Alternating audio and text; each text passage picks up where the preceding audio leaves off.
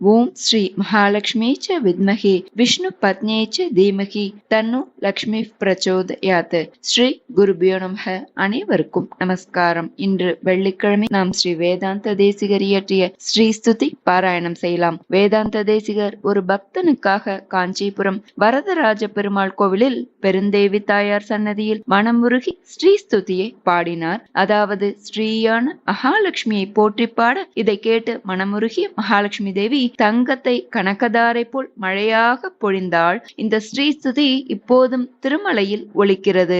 இந்த ஸ்ரீஸ்துதியின் மகிமையாலேயே திருமலை திருப்பதி உண்டியலில் காணிக்கை கோடிக்கணக்கில் குவிந்து கொண்டிருப்பதாக சொல்லப்படுகிறது. அதனால் மகாலட்சுமி மற்றும் பெருமாளின் மனதை உருகச் செய்யவும் வற்றாத செல்வ வளம் பெருகவும் ஸ்ரீஸ்துதியை தினமுமே பாராயணம் செய்வது உத்தமம். அல்லது செவ்வாய் வெள்ளி பண்டிகை தினங்களில் பாராயணம் செய்வது வழக்கமாக்கிக் கொள்ளலாம். இதை இந்த நன்னாளில் பாராயணம் செய்வதால் தரித்திரம் விலகி சகல சம்பத்துகளும் ஆயுள் ஆரோக்கியம் மற்றும் ஸ்ரீ மகாலட்சுமி கட்டாட்சம் முதலியவைகளும் பெற்றிடலாம். ஸ்தோத்திரத்தை பார்க்கலாம். வேதாந்த தேசிகர் இயற்றி ஸ்ரீ ஸ்துதி. ஸ்ரீ ஸ்துதிஹி ஸ்ரீ கனகதாரா லக்ஷ்மி ஸ்தவ ராஜக. ஸ்ரீமதே ராமானுஜாய நமக. श्रीमान् वेङ्कटनाथार्यः कवितार्किककेसरी वेदान्ताचार्यवर्यो मे सन्निधत्तां सदा हृदि. मानातीतप्रतितविभवां मङ्गलं मङ्गलानां वक्षः पीठीं मधुविजयिनो भूषयन्तीं स्वकान्त्या प्रत्यक्षानुश्रविकमहिमा प्रार्थिनीनां प्रजानां श्रेयो मूर्तिं श्रियमशरणस्त्वां शरण्यां प्रपद्ये. आविर्भावः कलशजलदावद्वरे वापि यस्याः स्थानं यस्या सरसिजवनं विष्णुवक्षस्थलं वा भूमा यस्या भुवनमखिलं देवि दिव्यं पदं वा स्तोकप्रज्ञैरणवधिगुणा सूयसे सा कथं त्वं स्तोतव्यत्वं दिशति भवती देहिभिस्तूयमाना तामेव त्वाम् अनितरगतिस्तोतुमाशं समानः सिद्धारम्भः सकलभुवनश्लाघनीयो भवेयम् सेवापेक्षा तव चरणयो श्रेयसे कस्य न स्यात् यत्सङ्कल्पाद् भवति कमले यत्र देहिन्यमीषां जन्मस्तेम प्रलय रचना जङ्गमा जङ्गमानां तत्कल्याणं किमपि यमिनाम् एकलक्ष्यं समाधौ पूर्णं तेजस्फुरति भवति पादलाक्षारसाङ्कम् निष्प्रत्यूह प्रणय घटितं देवि नित्यानपायं विष्णुस्त्वं चेत्य नवधि गुणं द्वन्द्वमन्योन्य लक्ष्यं शेषचित्तं विमल मनसा मौलयश्च श्रुतीनां सम्पद्यन्ते विहरण विधौ यस्य शय्या विशेषाः उद्देश्यत्वं जननि भजतो रुञ्जितोपाधिगन्धम् प्रत्यग्रूपे हविषि युवयोर् एकशेषित्वयोगात् पद्मे पत्युस्तव च निगमै नित्यमन्विष्यमाणः नावच्चेदं भजति महिमानर्तयन्मानसं नः पश्यन्तीषु श्रुतिषु परितः सूरिवृन्देन सार्धं मध्ये कृत्य त्रिगुणफलकं निर्मितस्थानभेदं विश्वाधीश प्रणयिनि सदा विभ्रमद्यूतवृत्तौ ब्रह्मेशाद्या ददति युवयोरक्षशारप्रचारम् अस्येषाणा त्वमसि जगतः संश्रयन्ति मुकुन्दं लक्ष्मीः पद्मा जलधि तनया विष्णुपत्नीन्दिरेति यन्नामानि श्रुतिपरिपणान् एवमावर्तयन्तः नावर्तन्ते दुरितपवनप्रेरिते जन्मचक्रे त्वामेवाहुः कतिचिदपरे त्वत्प्रियं लोकनाथं किं तैरन्तः कलहमलिनैः किञ्चिदुत्तीर्यमग्नैः त्वत्सम्प्रीत्यै विहरति हरौ सम्मुखीनां श्रुतीनां भावारूढौ भगवति युवां दम्पती दैवतं नः आपन्नार्तिप्रशमनविधौ बद्धदीक्षस्य विष्णोः आचक्युस्त्वां प्रियसहचरीम् एकमत्योपपन्नाम्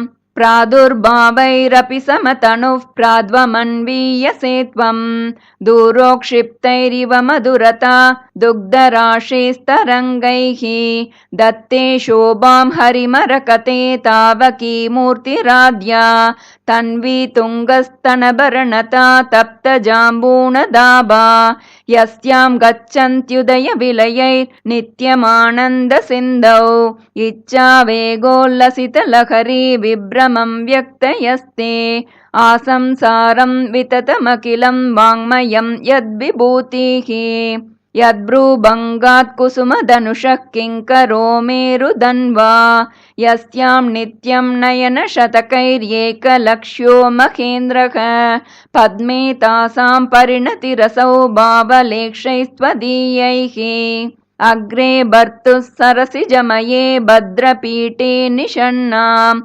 अम्बोराशेरधिकतसुधा सम्प्लवादुत्थितां त्वां पुष्पासारस्थगितभुवनैः पुष्कलावर्तकाद्यैः क्लुप्तारम्भः कनकक्लेशैरभ्यपिञ्चन् गजेन्द्राः आलोक्य त्वाम् अमृतसहजे विष्णुवक्षस्थलस्तां शापाक्रान्ता शरणमगमन् सावरोधाः सुरेन्द्राः लब्ध्वा भूयस्त्रिभुवनमिदं लक्षितं त्वत्कटाक्षैः सर्वाकारस्थिरसमुदयां सम्पदं निर्विशन्ति आर्तत्राणव्रतिभिरमृता सारनीलाम्बुवाहैः अम्बोजानाम् उषसि मिषताम् अन्तरङ्गैरपाङ्गैः यस्यां दिशि विहरते देवि दृष्टिस्त्वदीया तस्यामहमहमिकां तन्वते सम्पदोगाः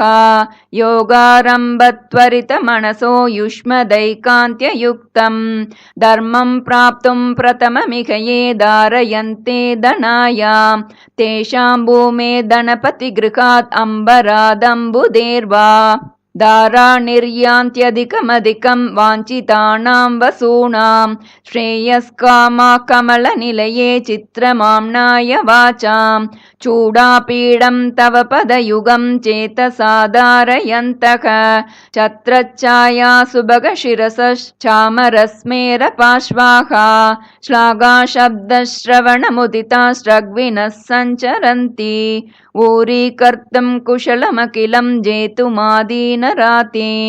दूरीकर्तुं दुरितनिवहं त्यक्तुमाद्यामविद्याम् अम्बस्तम्भावधिकजननग्रामसीमान्तरेकाम् आलम्बन्ते विमलमनसो विष्णुकान्ते दयान्ते जाताकाङ्क्षा जननि युवयोरेकसेवाधिकारे मायालीडं विभवमखिलं मन्यमानास्तृणाय प्रीत्यै विष्णोस्तव च कृतिनः प्रीतिमन्तो भजन्ते वेलाभङ्गः प्रशमनफलं वैदिकं धर्मसेतुं सेवे देवि त्रिदशमहिला मौलिमालार्चितन्ते सिद्धिक्षेत्रं शमितविपदां सम्पदां पादपद्मं यस्मिन्नीशन्नमितशिरसो यापयित्वा शरीरं वर्तिष्यन्ते वितमसि पदे वासुदेवस्य धन्याः सानुप्रासप्रकटितदयैः सान्द्रवात्सल्यदिग्धैः अम्बस्निग्धैरमृतलहरी लब्धसब्रह्मचर्यैः धर्मे तापत्रयविरचिते गाढतप्तं क्षणं माम् आकिञ्चन्यग्लपितमनदैरार्दयेता कटाक्षैः सम्पद्यन्ते भवभयतमी बाणवस्त्वत्प्रसादात् भावा सर्वे भगवति हरौ भक्तिमुद्वेलयन्तः याचे किं त्वामहमिह यतः शीतलोदारशीला भूयो भूयो दिशसि महतां मङ्गलानां प्रबन्धान् माता देवी त्वमसि भगवान् वासुदेवः पिता मे जातः सोऽहं जननि युवयोरेकलक्ष्यं दयायाः दत्तो युष्मत्परिजनतया देशिकैरप्यतस्त्वं किं ते भूयः प्रियमिति किल स्मेरवक्त्रा विभासि कल्याणानाम् अविकलनिधिः कापि कारुण्यसीमा नित्यामोदा निगमवचसा मौलिमन्दारमाला सम्पद्दिव्या मधुविजयिनः सन्निधत्तां सदा मे। सैषा देवी सकलभुवनप्रार्थना कामधेनुः कल्याणानाम् अविकलनिधिः कापि कारुण्यसीमा। नित्यामोदा निगमवचसा मौलिमन्दारमाला सम्पद्दिव्या मधुविजयिनः सन्निधत्तां सदा मे। सैषा देवी सकलभुवनप्रार्थना कामधेनुः उपचितगुरुभक्तेरुत्थितं वेङ्कटेशात् कलिकलुषनिवृत्त्यैः कल्पमानं प्रजानां।